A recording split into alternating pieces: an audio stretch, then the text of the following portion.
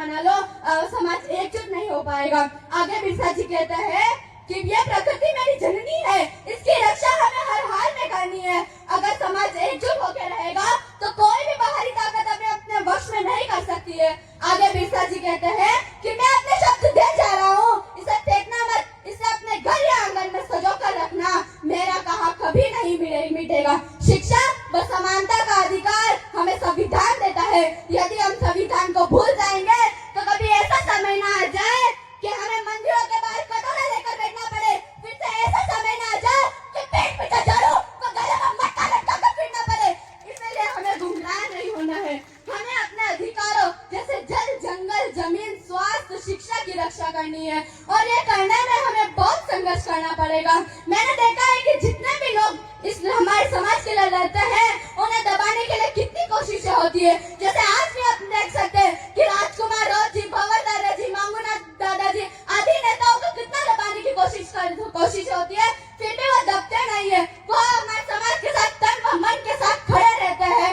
बिरसा मुंडा केवल आदिवासियों के ही नायक नहीं बल्कि पूरे देश के गौरव थे, और रहेंगे। उन्होंने हमें दिखाया कि सच्चा नेता वही होता है जो अपने समाज के लिए निस्वार्थ भाव से संघर्ष करे। उन्होंने हमें सिखाया कि जो अन्याय के खिलाफ लड़ता है वो ही सच्चा देशभक्ति होता है। उन्होंने बिरसा नामक एक आंदोलन चलाया था जो सत्य, ईमानदारी और समानता पर आधारित था। बिरसा मुंडा ने हमारी देश की व्याप्त बुराइयां जैसे नशाखोरी, अंधविश्वास एवं आपसी भेदभाव को खत्म करने का संकल्प लिया था।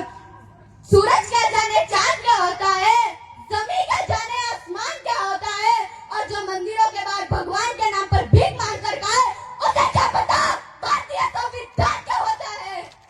मैंने आदिवासी दिवस पर एक भाषण दिया था जिसमें बहुत से लोगों के कमेंट आए कि इसके पिता कोई सरकारी अभियंता या फिर अध्यापक होंगे। तो मैं जानना चाहती हूँ कि जो भी भाषण देता है उसका मतलब ये थोड़ी है कि उसके पिता कोई सरकारी अभियंता या फिर अध्यापक होंगे। एक मामूली से किसान का बच्चा भी तो भाषण दे सकता है, क्या उसको ये अधिकार नहीं है? तो मैं उन जानकारी के लिए बता देना चाहती हूँ कि मेरे पिता एक सरकारी अभियंता या फिर अध्यापक नहीं, एक मामूली से किसान है। और हमारे लोगों को हमेशा ही सही दबाया जाता है।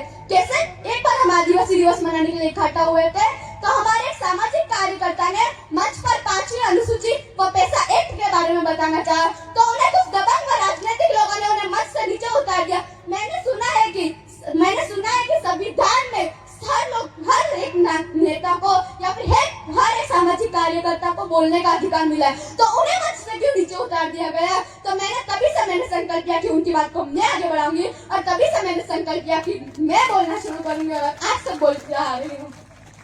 जब कोई